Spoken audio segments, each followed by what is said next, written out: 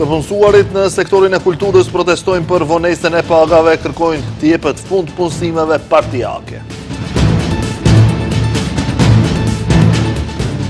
Zëvendës kryeministri Izet Mexhiti kërkon që Taravari të largohet nga qeveria. Ministri i Shëndetësisë thotë se është me popullin. Partia Levica kërkon që të hiqen lehtësitë ligjore që mundësojnë vjetërsimin e lëndëve gjyqësore.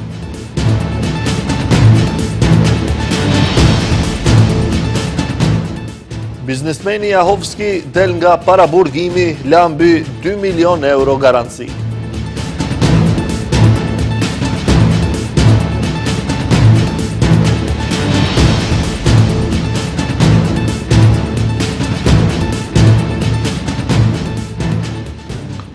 Përshëndetje, shikues të nderuar, jemi me lajmet. Qindra protestues u mblodhen para objektit të Ministrisë së Kulturës në shenjë revolte për vonesën e pagave në këtë sektor. Tremi të punësuar në këtë dikaster kanë mbetur pa paga për festën e Pashkëve. Drejtuesit të sindikatës së kulturës thanë se nuk po protestojnë për luks, por për një të drejtë të garantuar me kushtetutë. Vonesa e pagave, punësimet partijake, mos respektimi i marrëveshjes së re kolektive, marrja e vendimeve me dyer të mbyllura. Këto ishin arsye që nxorën në rrugë qindra protestues të punësuar në Ministrinë e Kulturës, të mbledhur para ministrisë në të cilën punojnë me pankarta në duar e me muzikë në sfond. Ata thanë se rreth 3000 të punësuar në këtë dikaster kanë mbetur pa paga për festën e Pashkëve. Siç tha kryetarja e Sindikatës së Kulturës Vera Atanasovska, nuk po protestojnë për luks, por për një të drejtë të garantuar me kushtetutë. Ne kërkojmë që të respektohen marrëveshjet kolektive dhe ligjet. Ne kërkojmë kushte dinjitoze, punë dhe trajtim dinjitos të njerëzve që janë pjesë e vetë kulturës. Ne kërkojmë transparencë dhe menaxhim profesional të institucioneve kulturore, të lira nga kontrolli partijak. Ne kërkojmë një strategji për zhvillimin e kulturës. Ne kërkojmë ngritje në detyrë të përshtatshme për punonjësit. Sipas tyre, kjo situatë paraqitet çdo vit në këtë periudhë, prandaj janë detyruar të protestojnë, ndërsa shtuan se kultura nuk do të heshtë e as të friksohet. Ne jemi këtu sot jo sepse duam, por sepse kemi të patjetërsueshme. E kemi patjetër sepse kjo çmenduri vazhdon për shumë kohë tani më. Dhe çdo vit në mars dhe prill na sjell përsëri këtu në prag të durimit dhe dinjitetit. Mbështetje për sindikatën e kulturës dha edhe lidhja e sindikatave. Kryetari Slobodan Trendafilov bëri thirrje që ata të ju bashkohen protestës, të cilën do ta organizojë lidhja e sindikatave më 1 maj. Si ministër me 79% pagë të rritur po lufton kundër pagave tuaja të parapara me marrëveshjen kolektive, që personalisht mendoj se është e turpshme. Për fat të keq, sot nuk jeni vetëm ju pa paga, por edhe një pjesë e madhe e kolegëve tuaj në sektorin publik. Prandaj ju bëj thirrje që më 1 maj të na bashkoheni në protestë. Punonjësit e kulturës protestën e nisën me muzikë rock, e vazhduan me një interpretim nga të punësuarit e operas dhe baletit dhe e përfunduan me himnin e Maqedonisë. Largimi i Arben Taravarit nga koalicioni Vlen ka shkaktuar ngatresa edhe në qeveri. Kryetari Lëvizjes Demokratike Izet Mexhiti ka thënë se do t'i kërkojë kryeministrit Hristijan Mickoski që ta largojë Taravarin nga qeveria. Mickoski ka paralajmëruar takim me krerët e Vlenit gjatë kësaj jave, ndërsa Taravari ka thënë se populli është bosulla që e orienton atë. Ndërkohë, kryetari i Lëvizjes Besa Bilal Kasami këmbgul se kanë mbështetjen e 107.000 votuesve që i kishin në zgjedhjet parlamentare. Vazhdon debati mes partive politike shqiptare, e sidomos tani më kur nuk është Arben Taravari dhe Alianca për Shqiptarët pjesë e koalicionit të Vlen. Kryetari i Lëvizjes Besa Bilal Kasami, që është pjesë e Vlenit, tha se koalicioni Vlen në zgjedhjet e fundit ka fituar 107.000 vota të pastra shqiptare, për dallim nga koalicionet e tjera që kanë përfshirë edhe komunitete tjera, ndërsa shtoi se kush largohet nga koalicioni nuk e ka përkrahjen e shqiptarëve. Kasami pret që përkrahja për qeverinë të rritet edhe jo të zvoglohet, madje duke aluduar në Taravarin. Ai tha se është e panatyrshme që dikush që bashkëpunon me opozitën të jetë pjesë e ekzekutivit. Dhe ne vlerësojmë se përfaqësimin e shqiptarëve, të drejtën e përfaqësimit të shqiptarëve ka koalicioni Vlen. Dhe përsëri këtu çdo subjekt, unë kam thënë dhe vazhdoj të insistojnë atë që çdo subjekt që largohet nga Vlen nuk e ka përkrahjen e këtyre 107.000 votave të cilat i ka marrë koalicioni Vlen. Prandaj, pa marrë parasysh numrin e deputetëve, unë vlerësoj që koalicioni Vlen vazhdon të ketë mbështetjen dhe përkrahjen e qytetarëve të atyre 107.000 votave të cilat i ka marrë dhe sigurisht të ketë edhe legitimitetin. Në të njëjtën vijë qëndron edhe kryetari i Lëvizjes Demokratike Izet Mexhiti, i cili po ashtu është pjesë e koalicionit të Vlen. Ai në emisionin Top Tema në Sitel tha se Taravari duhet të jetë i sinqert me antarësinë dhe ta pranojë publikisht që po bashkëpunon me BDI-n. Mexhiti madje ka shkuar edhe më lart, duke theksuar se Taravari nuk ka vend në këtë qeveri dhe këtë ai do t'ia thotë edhe kryeministit e Kristian Miskoskit. Taravari u larguan nga BDI-a, kur kjo parti nuk ishte në listat e zeza, ndërkohë që tani gjysma e funksionarëve të BDI-s janë në nënhetime. Është e qartë se si ai po afrohet sërish me të njëjtën parti, që tashmë është zhveshur nga çdo vlerë morale dhe institucionale. Taravari duhet ta thotë të vërtetën për këtë bashkëpunim dhe të mos fsheh qëllimet e tij për të kaluar me BDI-n. E në ndërkohë, Taravari ju është përgjigjur në Facebook me vetëm një fjali krerëve të Vlenit. Unë kam vetëm një busull orientimi, popullin, ai është ndërgjegja ime, zëri im, forca ime. Nga ana tjetër, krahu tjetër i Aleancës për Shqiptarët e Zjadin Sela, pjesë e koalicionit Fronti Evropian, në një emision në televizionin 21, u bë rithirje të gjithë krerëve të partive politike shqiptare në qeveri, që ta braktisin qeverinë dhe të bëhen bashkë si shqiptar, me qëllim si shta të bëjnë presion të mjaftueshëm. Ndërkaq, kryeministi Kristian Miskoski brenda javës do të takohet me krerët e Vlenit. Bashkimi Demokratik për Integrim ka shprehur shqetësim për mos respektimin sistematik të gjuhës shqipe në faqet zyrtare të ministrive të qeverisë. Sipas tyre, heshtja e Vlenit legjitimon qasjen e qeverisë ndaj gjuhës shqipe.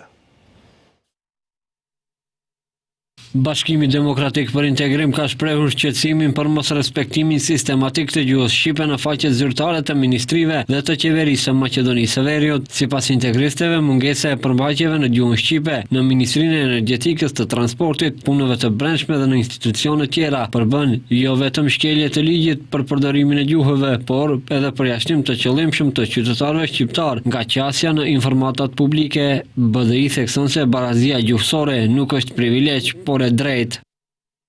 Në disa raste janë ruajtur vetëm formatet e vjetra në gjuhën shqipe të mbetura nga qeveria paraprake, por përmbajtjet konkrete, dokumentet dhe informacionet kryesore figurojnë ekskluzivisht në maqedonisht. Ky është një trend i rrezikshëm që shkon përtej neglizhencës teknike, është politikë institucionale që kufizon përdorimin praktik të gjuhës shqipe dhe rënon bazat e barazisë ndëretnike në shtet.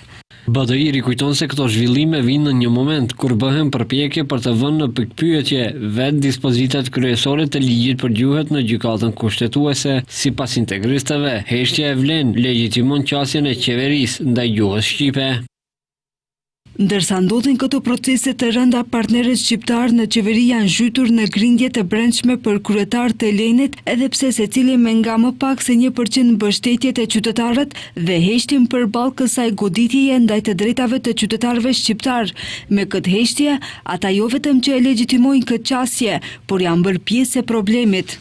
BDI bën thirrje institucioneve të respektojnë ligjin dhe kushtetutën, të ndalojnë me diskriminimin gjuhësor dhe të reflektojnë për pasojat e këtij kursi. Një ditë më parë, televizioni Shenja informoi për mos respektimin e gjuhës shqipe nëpër webfaqet e ministrive.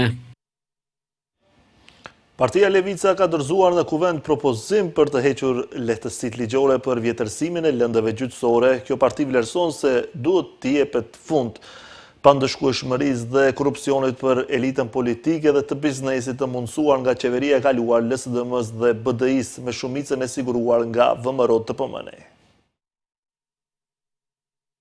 Grupi parlamentari i Levicës ka propozuar ndryshime në kodin penal, për të cilat thonë se njësër veprash penale që lidhen me shpërdorimin e detyrës zyrtare të mos vjetërsohen kurrë. Zëdhënësi i kësaj partie, Amar Mecinović, tha se elita politike e pandëshkueshme duhet të përballet me ligje të reja.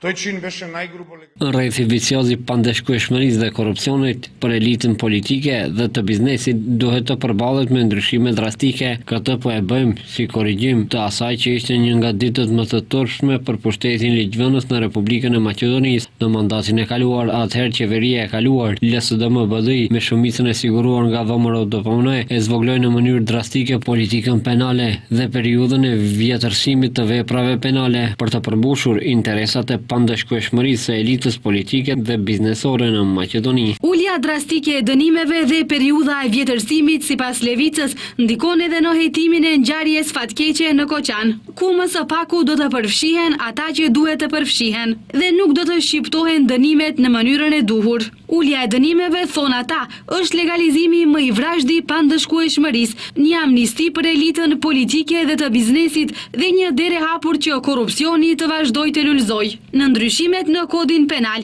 Levica propozon edhe shtimin e veprave penale në kategorinë e veprave që nuk kanë vjetërsim, të cilat kanë të bëjnë me veprat e krimit ekonomik dhe shpërdorimin e pozitës zyrtare.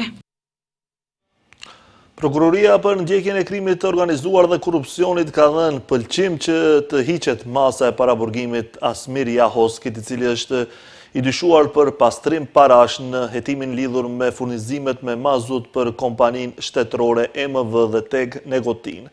Prokuroria ka pranuar garancinë ofruar nga Jahoski, e cila përfshin prona të patundshme me vlerë rreth 1 milion euro dhe mjete monetare të depozituara në llogari në vlerë prej rreth 1.15 milion euro. Sipas provave që ka në dispozicion prokuroria, shuma prej 72 milion denarësh përfaqëson përfitimin pasuror të kundërlidhshëm nga ana e të dyshuarit dhe në procedurën e mëtejshme kjo shumë mund të shërbejë për mbulimin e një kërkese të mundshme për dëmshpërblim ndaj tij, thuhet në njoftimin e prokurorisë. Në gjykatën e Tetovës sot vazhdoi seanca për djegjen e spitalit modular në Tetov, ku u prezantuan dëshmit nga ana e prokurorisë pas një procesimi të shkurtër të lëndës. Trupi gjykues vendosi që seanca e radhës të vazhdojë me 13 maj, ku do të lexohen fjalët përfundimtare. Për djegjen e spitalit modular të Tetovës akuzohen ish drejtori mjekësor i spitalit Florin Besimi, ish drejtori ekonomik Artan Etemi dhe spitali Tetovës si person juridik. Besimi dhe Etemi akuzohen për veprën penale krime të rënda kundër sigurisë publike, ndërsa ISHP spitali klinik i Tetovës për veprën penale shkaktimi rrezikut të përgjithshëm. Rasti rigjykohet pasi gjykata e apelit të Gostivarit e ktheu lëndën në gjykatë themelore në Tetov. Megjithatë, të akuzuarit nuk akuzohen për shkaqet të zjarrit, por për vepra tjera penale. Në ndërkohë, prokuroria për ndjekje të krimit organizuar dhe korrupsionit po zhvillon një hetim tjetër për këtë rast, i cili është në procedurë parahetimore. Me 8 shtator të vitit 2021, një zjarr i madh shpërtheu në spitalin modular të Tetovës, ku trajtoheshin pacient me virusin COVID-19. Nga zjarri humbën jetën 14 persona.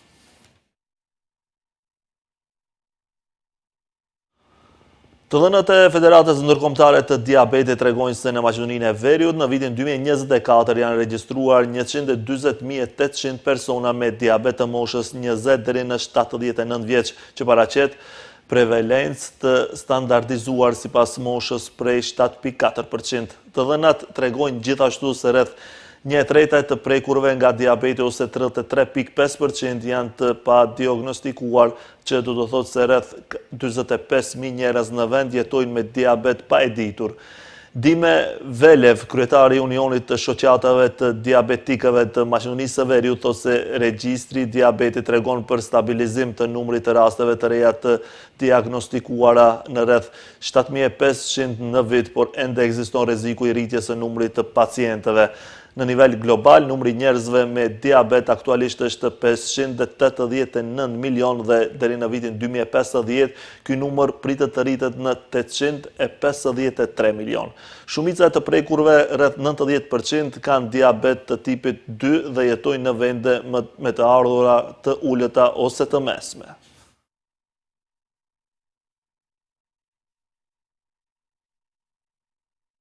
Revizorët kanë gjetur shumë paregullsi në punën e byros për zhvillimin e arsimit, trajnimet e planifikuara nuk janë mbajtur, ndërsa në kundërshtim me ligjen një person ka ushtruar punën e drejtorit për 5 vjet e 3 muaj.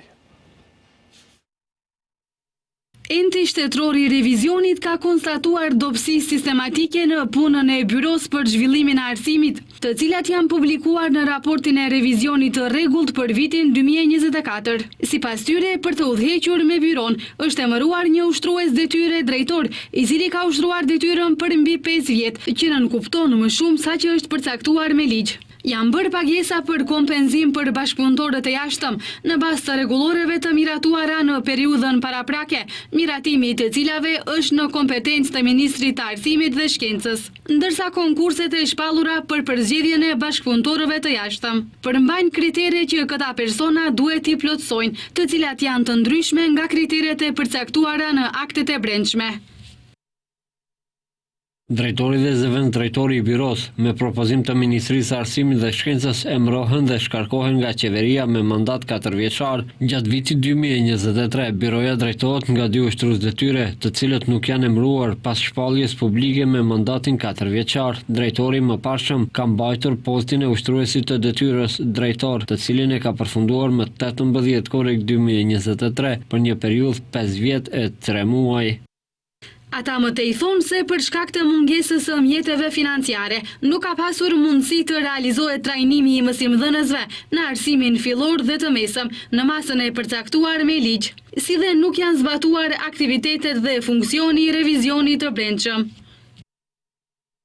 Në vitin 2023 është bërë procedura për akreditimin e ofruesve të trajnimeve dhe shërbimeve, e cila është realizuar për nevojat e trajnimit të mësimdhënësve në shkollat e mesme, trajnim që ka përfshirë 2925 mësimdhënës nga shkollat e mesme në vend dhe është i vetmi trajnim i akredituar i realizuar në vitin 2023. Në këtë mënyrë janë mbuluar vetëm 41.5% e numrit të përgjithshëm të mësimdhënësve në shkollat e mesme dhe ka zgjatur 8 orë nga 60 orë të planifikuara për një periudhë 3 vjeçare. Po ashtu, lidhur me realizimin e trajnimeve, raporti thot se buxheti i byros duhet të përfshijë së paku 62.000 denar për trajnim tetorësh për mësimdhënësit dhe bashkëpunëtorët profesional në shkollat fillore në Republikën e Maqedonisë së Veriut. Me shqyrtimin e dokumentacionit financiar, revizioni ka konstatuar se për këtë qëllim, nga buxheti i byros për vitin 2023, janë parapar 5.940 denar, ose vetëm 9.5% e mjeteve të nevojshme. Policia ka vazhduar kontrollet e vazhdueshme të qarkullimit rrugor në mbar vendin. Punonjësit e policisë nga të gjithë sektorët e punëve të brendshme kanë lëshuar gjithsej 2252 urdhër pagesa për kundërvajtje. Gjatë fundjavës së zgjatur për shkak të festave të Pashkove, Ministria e Punëve të Brendshme ka vazhduar me kontrollet e vazhdueshme të qarkullimit rrugor në mbar vendin, nga ku kanë informuar se punonjësit e policisë nga të gjithë sektorët e punëve të brendshme kanë lëshuar gjithsej 2252 urdhër pagesa për kundërvajtje të kryera nga përdoruesit e rrugës, kryesisht në lidhje me ligjin për sigurinë në komunikacionin rrugor. Janë regjistruar 308 kundërvajtje për parkim të parregullt, 1018 për drejtime shpejtësi që ka tejkaluar shpejtësinë e lejuar, si dhe 254 pjesëmarrës në komunikacion kanë drejtuar automjetet pa patent shofer. Gjithashtu janë regjistruar 105 pjesëmarrës në komunikacion, të cilët nuk kanë përdorur rripin e sigurimit. Ndërkaq nga MPB theksuan se 25 drejtues motocikletash janë sankcionuar për drejtim mjeti pa helmet mbrojtëse, 46 masa për përdorim të celularit gjatë drejtimit të automjetit, ndërsa 66 drejtues mjetesh janë larguar nga trafiku për drejtim automjeti nën efektin e alkoolit, si dhe 21 sanksione për drejtim të semaforit të kuq.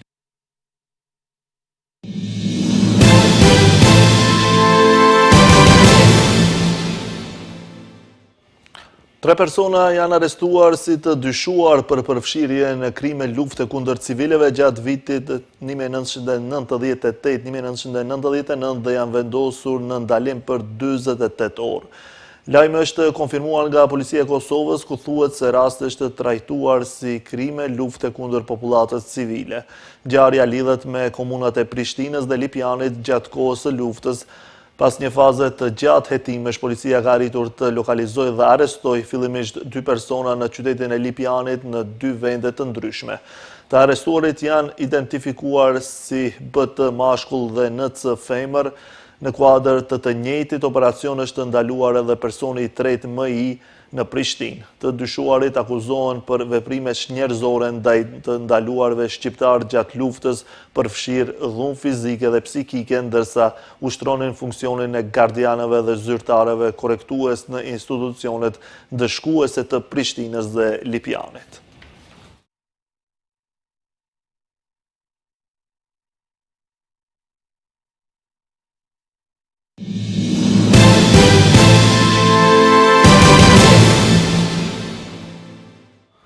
Papa Francesku do të varroset shtunën me 26 prill, 5 ditë pas vdekjes. Papa Francesku do të varroset në Bazilikën e Shën Maris së Madhe në Rom dhe jo në Bazilikën e Shën Pjetrit në Vatikan, pasi kështu ka kërkuar në testamentin e tij. Francesku, papa i parë i Amerikës Latine, është cilësuar si një simbol i dëmshurisë, drejtësisë sociale dhe udhëheqjes morale. Gjatë luftës 18 mujore të Izraelit në Gaza, ai bënte telefonat të përditshme me familjen e vetme katolike të Gazës, duke ofruar lutje dhe fjalë ngushëllime.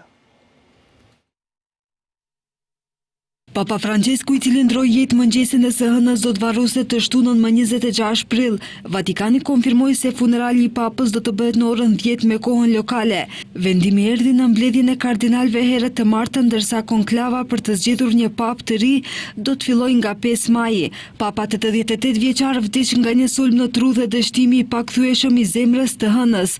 Papa Francesku konfirmoi në testamentin e tij të fundit se dëshironte të varrosej në Bazilikën e Shën Maris së Madhe në Rom dhe jo në Bazilikën e Shën Pjetrit në Vatikan, ndryshe nga shumë papë të mëparshëm.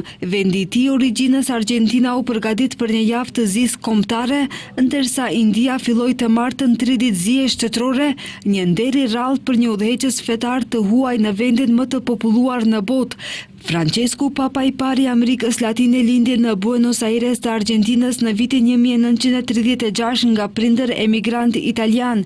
I shuguruar si prift jezuit në vitin 1969, ai studioi në Argjentinë dhe më vonë në Gjermani përpara se të ngrihej për të udhëhequr Kishën Katolike në vitin 2013. Ai është cilësuar si një simbol i dëmshurisë, drejtësisë sociale dhe udhëheqjes morale, zëri i të cilit rezononte shumë për te Kishës Katolike. Gjatë luftës 18 mujore të Izraelit në Gaza, ai bënte telefonat të përditshme me familjen e vetme katolike të Gazës, duke ofruar lutje dhe fjalë ngushëllimi. Në fjalimin e tij të fundit dhe daljen publike të dielën e Pashkëve, ai bëri thirrje për një armpushim në Gaza, duke përsëritur thirrjen e tij të palëkundër për paqe në enklavën e rrethuar palestineze. Papa Francesku ka dënuar gjithashtu shënjestrimin e civilëve, veçanërisht shkollave dhe spitaleve në disa raste. Fëmijë janë bombarduar, kjo është mizori, jo luftë, tha ai më parë për mizoritë izraelite të kryera kundër palestinezëve. Në shkurt të këtij viti, ai kritikoi programin e presidentit amerikan Donald Trump për dëbimet masive të imigrantëve të paligjshëm. Ai ka qenë një avokat i fortë për refugjatët dhe migrantët, duke thënë më herët se mesdheu është bërë një varrezë për emigrantët, duke pohuar se emigrantët nuk duhet të vdesin në dete apo shkretir. Francesku tha se sjellja e ligjeve më të rrepta kundër migrantëve ose militarizimi i kufive nuk është mënyra për të shmangur këtë gjendje tragjike. Zëvendësi i Zyrës së Kombeve të Bashkuara për koordinimin e çështjeve humanitare Jens Lerk tha se po përjetohet situata më e keqe humanitare e parë gjatë luftës në Gaza, ku Izraeli ka bllokuar ndihmën humanitare për më shumë se 50 ditë. Në konferencën javore për media të Zyrës së OKB-s në Gjenevë, Lerk ju përgjigj pyetjes së gazetarit Anadolu's mbi situatën me ndihmat humanitare në Gaza dhe gjendjen e banorëve të Gazës, duke kujtuar se kishin kaluar 50 ditë që kur u ndihmua me ndihma humanitare nuk kishte mbërritur deri dje në rripën e Gazës. Lerk theksoi se ndihmat nuk kanë hyrë në rripën e Gazës për një kohë më të gjatë. Në Gaza ju mund të shihni një prirje të qartë drejt katastrofës së plot. Tani për tani në Gaza është ndoshta situata më e keqe humanitare që keni parë nga e gjithë lufta, tha Lerk. Ushtria izraelite rifilloi sulmet e saj në rripin e Gazës më 18 mars duke prishur marrëveshjen e anëpushimit dhe shkëmbimit të burgosurve të arritur më 19 janar.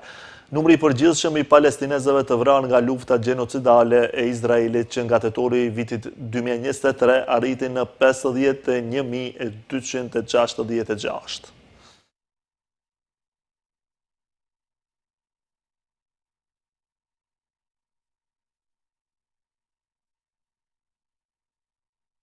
Ky ishte lajmi i fundit për këtë edicion informativ. Faleminderit për vëmendjen. Bashkë mirupafshim.